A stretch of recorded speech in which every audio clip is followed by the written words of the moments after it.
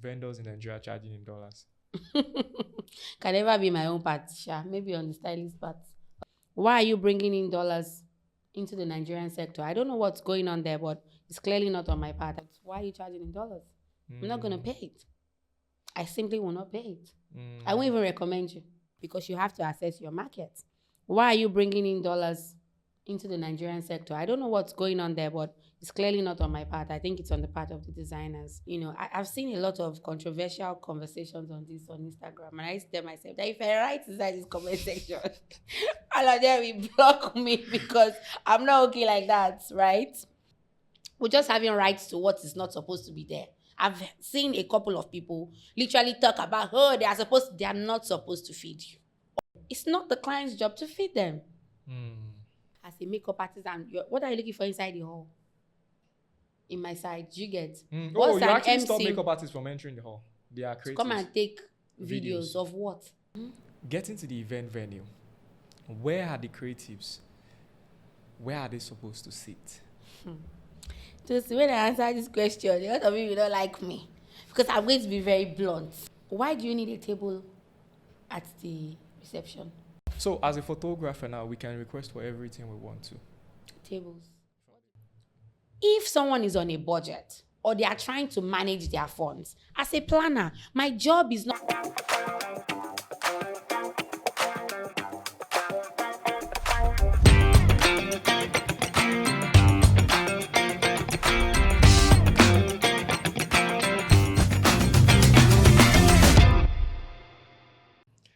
Welcome to another episode of TUC. My name is Tosin Josh, and today is going to be very exciting because we have Wanu of Elage today.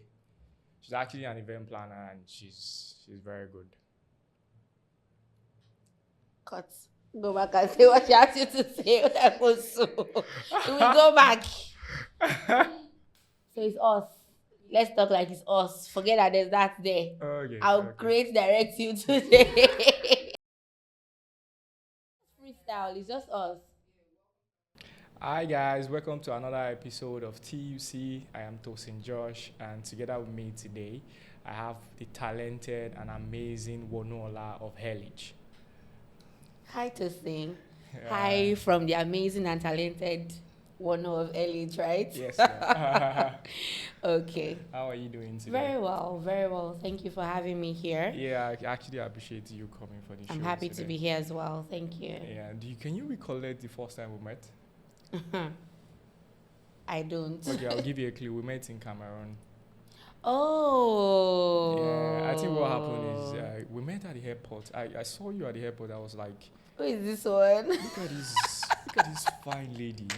I was like, she can never be Nigerian, that she's not Nigerian and all that. Then little do I know that you are actually the event planner for the event I'm going that day. And what year was this again? I think this was, I can't really remember, but it was like probably 5 years back or 4 years back. I think it's a little bit above that. I think it was just before COVID. No, I think it's after COVID. Really? Or can it be before No, COVID? it was before COVID, before COVID struck. I think it was 2019. 2019? Yes, 2019. Yeah. Okay. So it has been fun with you ever since till now. Thank you for you. coming on our show today. You're welcome. So today is very interesting because we have like thousands of questions for you. Why? Can you please pass me that? So these are all the questions we have for you today. I hope I don't pass out before No, I respond to half of it. So we did a quick survey. We asked questions from event planners, from photographers, from makeup artists, and all of that, and they have questions. I think you're ready for the question for today. I think I will be. You can take it. So I was today. Today is good.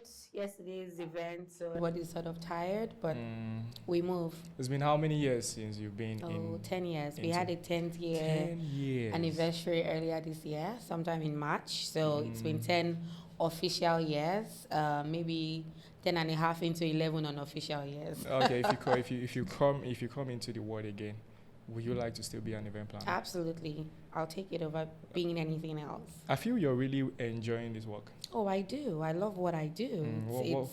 It's amazing, you know. It's amazing. I wake up, I'm inspired to do, what I do on a daily basis. The aim was to build a corporate empire from it. And I currently am doing that. So yes, I do enjoy what I'm doing at the moment. Yeah, I can see that you're actually really enjoying it, to be honest. What's your favorite part of event planning? I think it has to do with connecting with the clients. You take a first call with them, you try to understand what their vision for the day is. How do you come in and interpret all these dreams, all this vision, into something very memorable, something very unique, telling a story about them basically. So it's the ability to fine-tune and tell a story about each couple that differs from the other one. Oh, that's great. So first, what gets you into event planning? I was doing project management in the UK, and I was in a class, I'd had a class with my boss at the point, and he's just like, oh, Wanu, what do you like to do, aside from the 9 to 5 that you were doing? What do you like to do? It was a case study in the class, and I go, maybe planning events, because I had done it maybe once or twice while I was still in uni. For then, my husband now, but then my boyfriend, his cousin was getting married. I just helped with putting a few things together. It had also happened with a couple of friends, just 1, 2, 3. So I was just like, planning an event maybe. And he goes, okay, let's open you a page on Facebook and let's call it Love and Harmony Weddings. Whoa. That's where it came up from. And I was like, oh, okay. I moved back to Nigeria late 2013. I came to serve for NYSC, and I'd gotten into an oil and gas firm.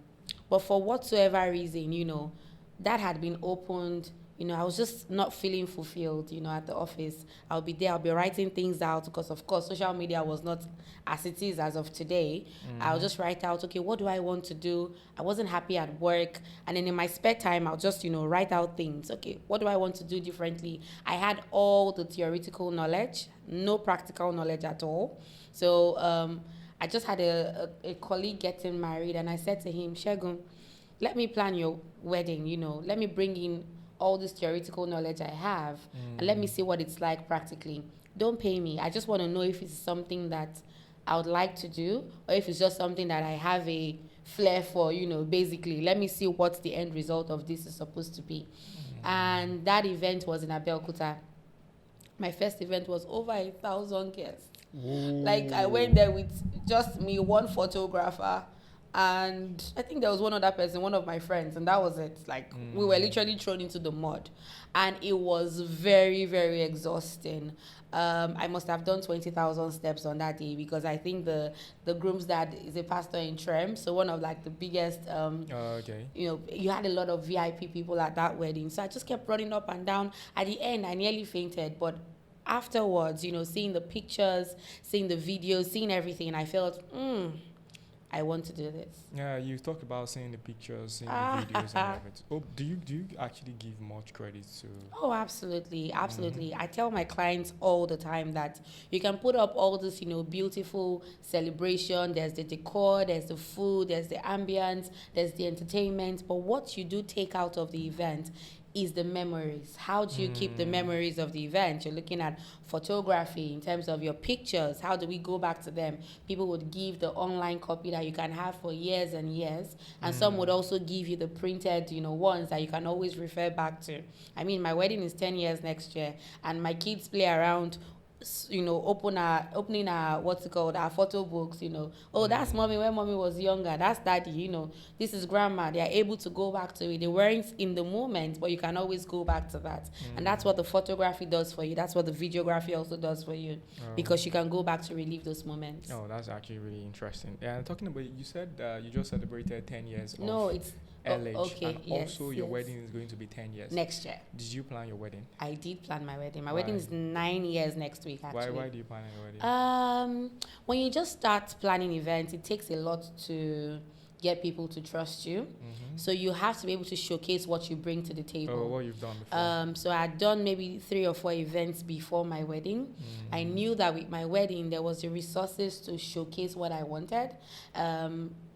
We're able to do what we wanted, basically. And then by doing that, you're able to show people that, okay, this is the capacity in which, I can produce events. I can bring X to the table. I can bring Y to the table. And I can bring Z to the table. So my wedding was themed wedding planner, meeting a DJ. Wait, your husband is a DJ? Yes, he is. Mm, He interesting. is, I yeah, love as that. his second job, yeah. Oh, that's really great. So before we dive into the question that people are asking you, I would also like to ask you a particular question. Okay, shoot. Out of all the creatives you work with, the vendors, which part of them, which sector is the most interesting? Which is your favorite? I think it depends, I think it depends. I'm very decor oriented, I like to dream a vision and see it exactly how I've dreamt it. So if everybody is moving to the left, I'm probably moving to the right because I want to do something different. Now, you can't do all the decor and all those things and not have, a reels grapher or a photographer or a content creator or you can't have it not documented. They're the ones who bring out the beauty of exactly what it is that you've put together. So I'm biased towards, decor, lighting, and of course, the people who capture these moments, which cuts across photographers, videographers, and all that. That's really interesting. I want you to pick. You want me to pick? So would you want to answer? Which First. question do you want to answer? Do you want to answer the question of a fellow event planner, or you want to answer the question of a makeup artist, or you want to answer the question of a photographer? I'll pick an event planner first. You'll pick an event planner first.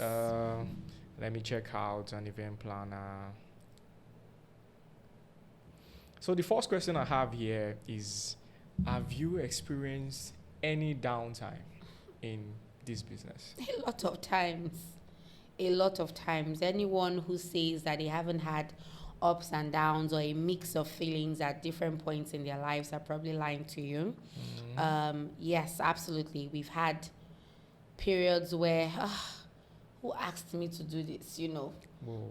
We've had that. We've had clients who sometimes, you put in everything you're supposed to put in as the planner. You put in the work. They'll give you, my guest count is 1,000 on the day of event. You turn up and see 2,000 people. It's double the stress. It's double the work. Your job is to make sure that it works regardless, because at the end of the day, everybody's going to ask, who planned the event? So you have to keep up the face. You have to keep up the work. You have to get your hands dirty. I've been in situations where I've had to serve foods myself.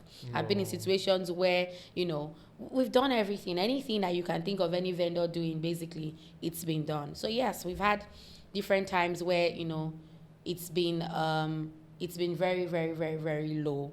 There's been a lot of time. So how do you bounce back? It depends. So sometimes, I have different coping mechanisms.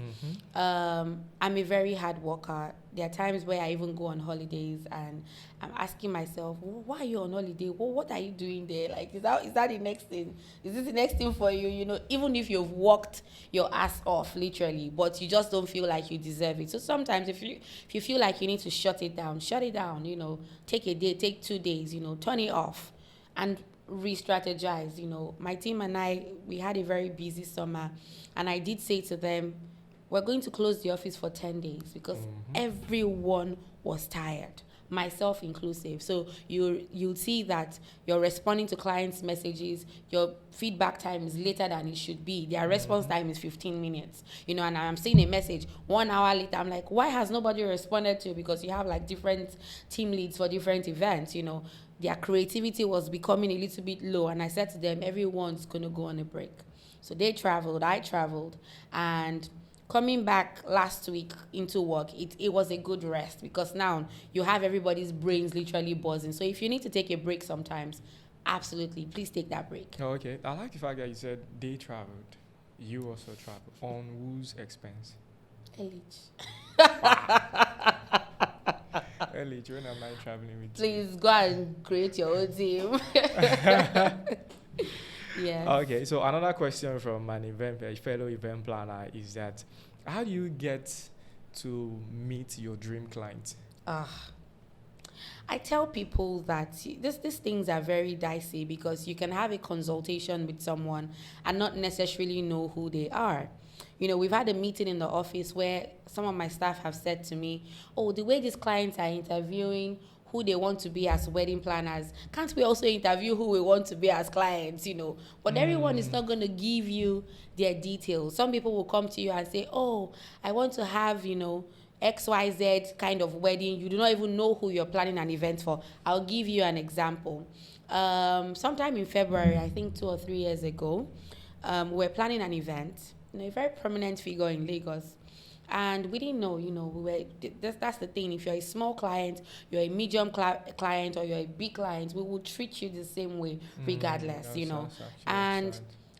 a friend called me, Wanu, are you the one at Monarch next week? I'm like, yeah.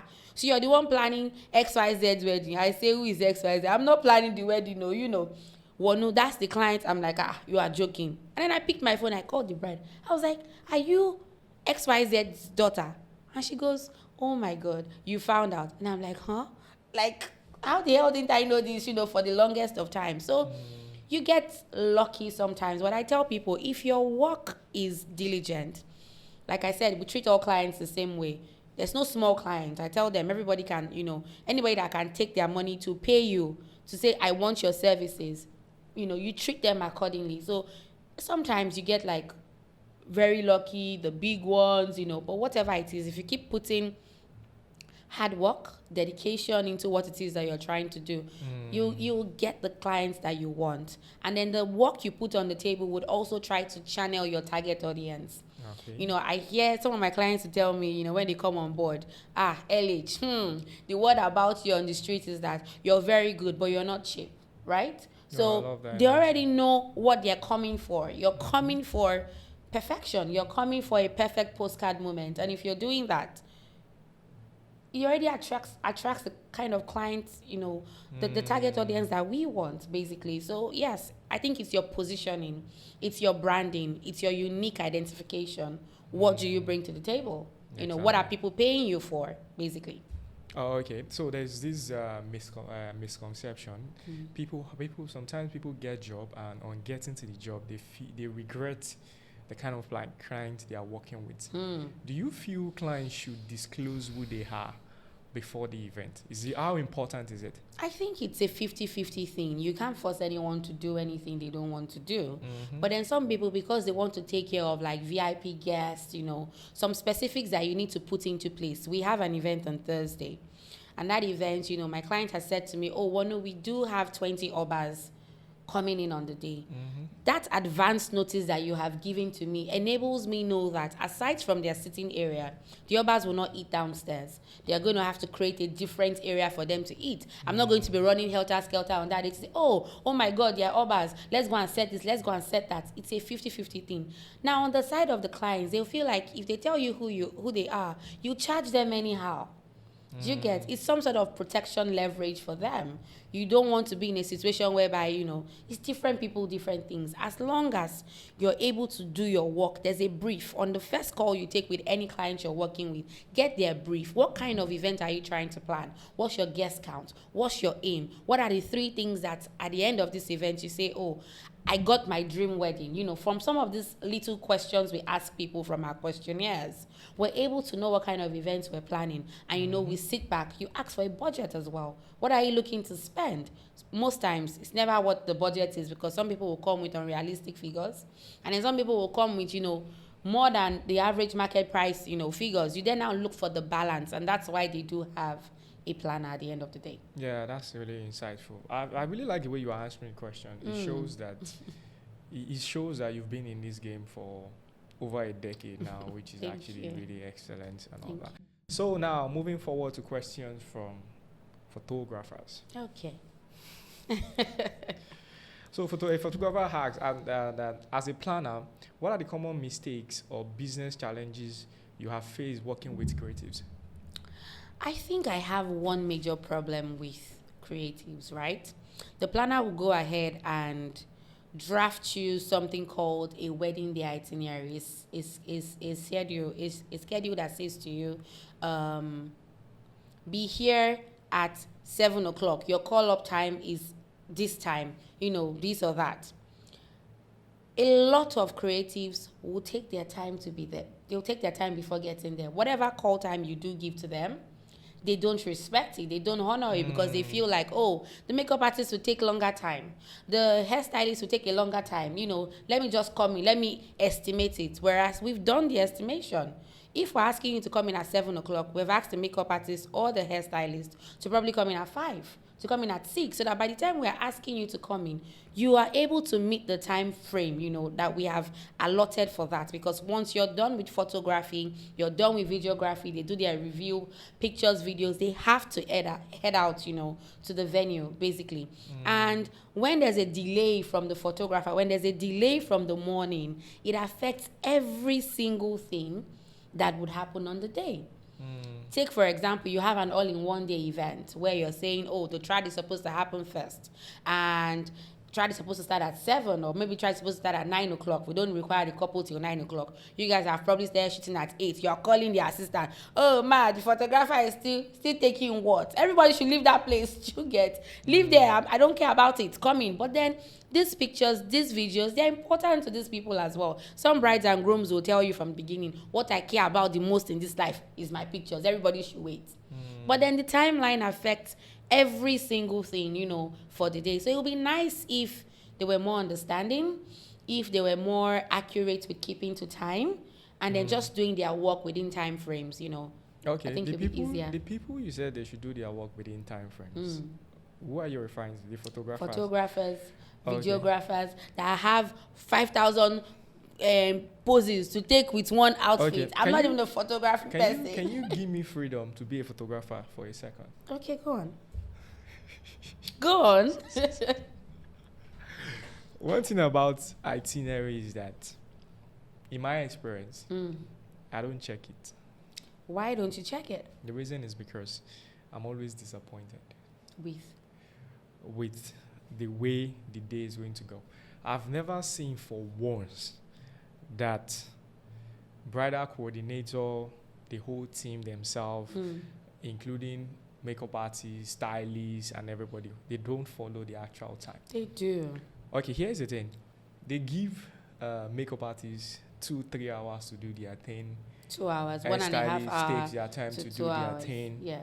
And they give photographer 5 minutes. No, they don't give you 5 minutes. If you do look at a proper itinerary, if you look at one that Elage does, you have different looks that you're expected to take. Yes. So you want to take your bridal room pictures.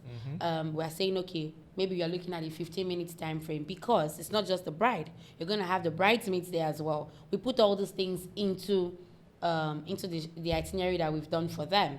Now, aside from that, you're going to shoot maybe the after party look first, and you are shooting the reception look afterwards.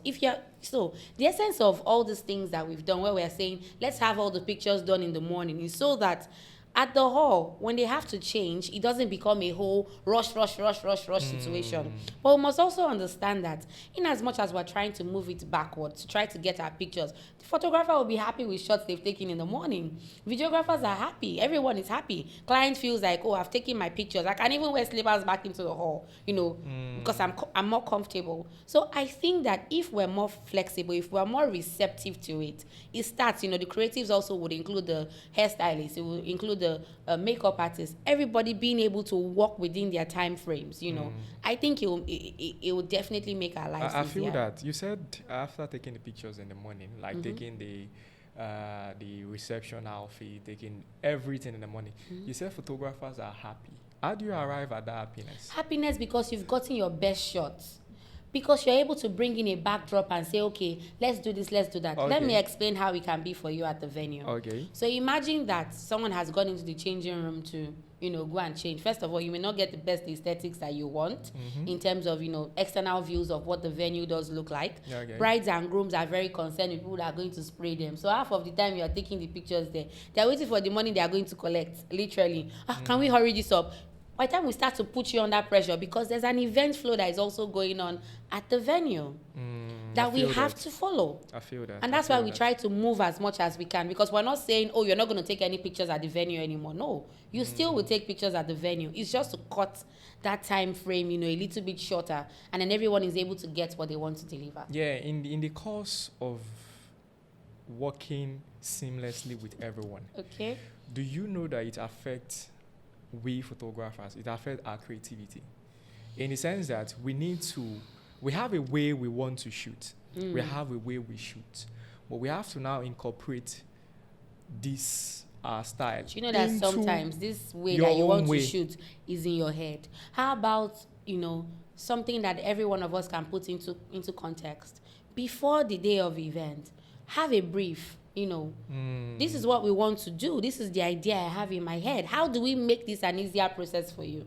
Oh, are we setting up backdrops? Or are we doing this? Are we doing that? If we do not know what you're trying to create, we can help. I like what you have actually pointed out, that we should actually tell you guys what we are trying to create before that day. Okay, in the case of we plan everything goes well. We ask makeup artists to finish his or her makeup by 8:30. In my experience, they don't finish for that time. It depends on who. And again, it goes back to these challenges that we're bringing up, right? So it's not just a photographer thing. It's not just a videographer thing. It goes back to every single one of us, Even with when the bride will wake up. It's part of it. But do you know that if you send me time and you tell me bride is going to wake up for 3, I don't believe. No, sometimes we ask them to wake up for 4. They wake up at 4. At 4? And Yes. they start the makeup for 4? Yes. Seriously? They start their hair first. From what I know, because you don't want, all those things on their faces and all that. It's the hair first. So where the problem does start from maybe can then be, the hairstylist has probably gotten there a little later, or maybe they are doing a lace front, it's not lacing yet, you have to tie again, you have to do this, you have to do that. That's why we try to give them good time as well. So when the hairstylist will start, there comes a point where the makeup artist and the hairstylist can work together. There comes that time where they can actually work together. And then with some of the photographers, maybe it's just their details. And they'll put it on the bed, they'll put it on the this. Sometimes, even when you feel like you have arrived early, there's always something to do. You can do all your detailings if you feel like, okay, there's a 5, 10, 15 minutes, lapse over the time. But if we utilize our times properly, I think it'll be good for everyone. I think what will actually help is proper communication within all vendors. And then the brief, because I know that photographers, videographers do not come for vendors meeting, because you guys have nothing to do with the hall. We're not going to be saying, oh, come and be taking your table spots. No. But I think that maybe going forward, it's also something that my company, would need to learn to do is, do a brief. Let's have a call. We have some people who have said to us, this is how I want my content to look like. Let's have, let's plan it. For people who have asked us to plan it, we don't have issues. We had a groom that had difficulties with coming to the country sometime in August because of this whole Trump thing that's been happening. And, we found out the week of the wedding. So we had to make, on-the-spot decisions. Okay, we're doing a Zoom. We're doing this, we're doing that. Okay, how do we make the content work? That became a huge challenge because his clothes, his looks, all that, he was going to be in America. So because we did not want it to be visible to everyone, it's just the bride that is here or this or that, everyone who watched that story, of the wedding would probably have felt like the groom was here. Only the people who were in the venue had like the screens, the Zoom connected, all that would have known what was happening. And why? It's because there was proper planning. They had notified us. The moment it became a problem. And from that moment, we're placing calls. Photographer, videographer, these are the things we want to do. Even the groomsmen, they still dance, they still did their pictures, they still did everything. And the groom was not there. It's just that the groom was not present. But it's just communication. That's actually really professional. There's partiality on this photographer. We have been on one question. No, like that. So I think, there's slight partiality. I guess. I'll agree to that. But I still have a few more questions on photography aspect. So I was thinking that when we get to the event, because we mentioned a table now, getting to the event venue, where are the creatives? Where are they supposed to sit? Just when I answer this question, a lot of you don't like me because I'm going to be very blunt. Yeah, be blunt. I'm here for that. Why do you need a table at the reception? Why do I need a table Yes. at the reception? Okay, my equipment are very expensive, and all my guys are probably really busy shooting. We need somewhere secure that we can actually put all our stuffs. If you need a vendor's table, maybe a rectangular table for us to provide for you at the back, that's not a problem. I think you're asking me for a round table. I'm not asking for a round table. Oh, okay, No, I'm just asking because we can create that for you. Photographers are used to staying by the very side of close the to stage. by the side All of those the stage things, and all yes, that. yes. And there is no I don't So think if you they've made ask plan. for some of these things, it can be I done. actually want to start hacking now. That's what I'm saying. So if it's Okay. not asked for, so that's what we do at vendors meeting. How many tables do you need for setup? What do you require for this? All of them give us their table numbers. What is required? And then we make provision for it. So on the morning of the event, this is what vendor A has asked for. Give vendor A 2 tables. Tick off. So as a photographer now, we can request for everything we want to. Tables. From What the do you mean event by planner. everything? Like anything we want to make us comfortable to. Like what? Like- That's a very dicey question. Okay, it will lead me to the next question. Do Go you want me to on. go into the next question? I'm happy to. Because I Okay. think I know the next question. But let's go on.